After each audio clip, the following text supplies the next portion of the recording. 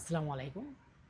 বাংলাদেশের গণতন্ত্রের মাথা যাকে আখ্যায়িত করা হয়েছে এবং আপসহীন দেশনেত্রী বেগম খালেদা জিয়া। তিনি অনেক নির্যাতিত হয়েছেন, অনেক নিষ্পেষিত হয়েছেন এবং যিনি বাংলাদেশের মানুষ এবং বাংলাদেশের হৃদয়ে সবসময় থেকেছেন এবং কখনো বাংলাদেশের মানুষ ছেড়ে তিনি দূরে কোথাও যাননি এবং যাওয়ার কথাও ভাবেননি। তিনি বারবার উঠে এসেছে যে তিনি আগামী নির্বাচনে অংশগ্রহণ করবে কিনা এবং তিনি দলের প্রধান হিসেবে থাকবে কিনা, এমন প্রশ্নে মানুষের মধ্যে ঘুরপাক খাচ্ছে। এই মধ্যে তার প্রার্থিতা ঘোষণা করে দিল বিএনপি। তিনি বাংলাদেশে এবারও নির্বাচন করবেন এবং 3টি আসন থেকে বেগম খালেদা জিয়া নির্বাচন করবেন এবং 3টি আসন আমরা সম্ভবত দেখতে পারছি যে আগামী জাতীয় নির্বাচনে প্রধান হিসেবে এবং প্রধানমন্ত্রী বিএনপি যদি ক্ষমতায় যান তাহলে প্রধানমন্ত্রী হিসেবেও তাকেও দেখার সম্ভাবনা বেশি।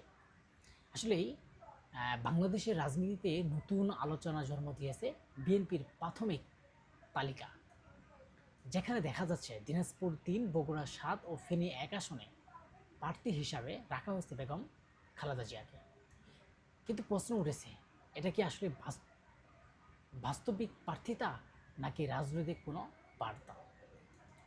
ইতিহাস বলছে খালেদা জিয়া 1991 সালে, 1996 সালে, 2001 সালে নির্বাচনে একাধিক আসন থেকে প্রার্থী হয়েছিলেন। বিশেষ করে বগুড়া 7 ও ফেনী 1 আসন থেকে 2 আসনে তিনি বিজয়ী হন। পরবর্তী বগুড়া 7 আসন ছেড়ে রেখে দেন, যেটি বিএনপির ঐতিহ্যবাহী ঘাঁটি হিসাবে পরিচিত। অন্যদিকে দিনাজপুর 3 আসনে এর আগে তিনি কখনো নির্বাচন করেননি, তাই এবার নামটি এসেছে রাজনৈতিক ভারসাম্য অংশ হিসাবে। উত্তরে বলতে পারে দিনাজপুরের মধ্যে বগুড়া এবং দক্ষিণের ফেনী, এই 3টি অঞ্চল মিলিয়ে দলটি যেন এক জাতীয় ঐক্যের প্রতীক দেখা যাচ্ছে।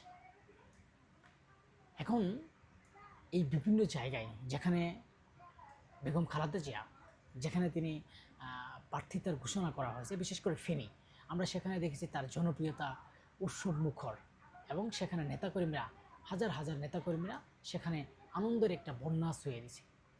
দেখেন, ফেনী 1 আসনে বেগম খালেদা জিয়া মনোনয়ন পাওয়ায় আনন্দের বন্যা। আমরা একটা হেডলাইনে দেখেছি যে চ্যানেল 24-এ সেখানে আনন্দের একটা বন্যা চলছে এবং লক্ষ লক্ষ মানুষের সেখানে সমাগম চলছে। বিশেষ করে কেন তারা এত লোক সেখানে হচ্ছে, কিন্তু যদি ফেনী থেকে 1 আসন থেকে নির্বাচন করে পার হবার পায় এবং আমরা আশা করি বেগম জিয়া বিপুল ভোটে নির্বাচিত হবেন। এবং এনসিপি যে নেতাকর্মীরা আছেন তারা কিন্তু অলরেডি ঘোষণা করেছে যে আগামী জাতীয় নির্বাচনে যেখানে খালেদা জিয়া নির্বাচন করবে সেখানে এনসিপি কোনো প্রার্থী দেবে না। এটা হইতে পারে তাদের মানবিকতা এবং তাদের ভালোবাসা, আবেগ। যিনি 17টি বছর এই আওয়ামী লীগের যে শাসন আমলে তিনি নির্যাতিত হয়েছেন, নিপীড়িত হয়েছেন এবং তিনি অনেক কান্না করছেন। তার বাড়ির সামনে বালুর ট্রাক রেখে দিয়েছে, তাকে বাড়ি থেকে বের করে দেওয়া হয়েছিল, এমনটাই আমরা খবরে দেখছি। কিন্তু সেই বিএনপি যখন মনোনয়ন পেল এবং সেই খালেদা জিয়া যখন মনোনয়ন পেয়েছে, সেখানে তারা বলছে যে বিপুল ভোটে, মানে সর্বোচ্চ ভোটে তাকে নির্বাচিত করা হবে এবং এই ফেনীতে সর্বোচ্চ পর্যায়ে ভোটে তাকে নির্বাচিত করে একটা তিনি যেহেতু আগামী সরকারে নির্বাচন করতে পারেন এমনটাও কিন্তু আমরা দেখেছি। কিন্তু তিনি যে এই যে বেগম খালেদা জিয়া, তিনি আসলে কেন তাকে আপসহীন দেশ নেত্রী বলা হয়? তিনি গণতন্ত্রের জন্য কখনো কিন্তু আওয়ামী লীগ সরকারের সাথে আপোষ করে নাই। তিনি যদি আপোষ করতেন হয়তো তার জেল খাটা লাগতো না বা তার অনেক কিছু করা লাগতো না। কিন্তু যাই হোক, আমাদের আলোচনা হচ্ছে যে তিনি 3টি আসন থেকে নির্বাচন করবেন।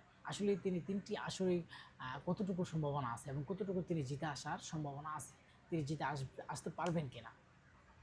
আপনারা দেখেন যে বেগম জিয়া আজ পর্যন্ত যেগুলো আসনে তিনি নির্বাচিত করেছেন, সর্বোচ্চ ভোটে সংসদ সদস্য যে তার নেতাকর্মী আছে তাদের মাঝে সর্বোচ্চ ভোটে তিনি নির্বাচিত হয়েছেন এবং নির্বাচন বিপুল ভোটে নির্বাচনে পার হয়ে তিনি কিন্তু সংসদ সদস্য এবং দলের প্রধান হিসেবে দায়িত্ব পালন করেছেন। কিন্তু যিনি এই বাংলাদেশের প্রথম একজন নারী হিসেবে, প্রধানমন্ত্রী হিসেবে তিনি শপথ গ্রহণ করেছিলেন, কিন্তু তার অবদান বাংলাদেশের অলিগলিতে আছে এবং বাংলাদেশের মানুষ প্রতিটা জায়গায় তার ভালোবাসা রয়েছে এবং তার জন্য আমরা বিশেষ করে আমরা দেখতে পাচ্ছি যে আমরা এই বিএনপির যে ভারপ্রাপ্ত চেয়ারম্যান তারেক রহমান তিনিও কিন্তু বাংলাদেশে এসে নির্বাচন করবেন এবং খালেদের যে পুরাতন একটা আসন আছে সেই আসন থেকে কিন্তু তিনি নির্বাচন করবেন তারেক জিয়া সহ। তো সবাই ভালো থাকবেন, সবার সুস্বাস্থ্য কামনা করছি।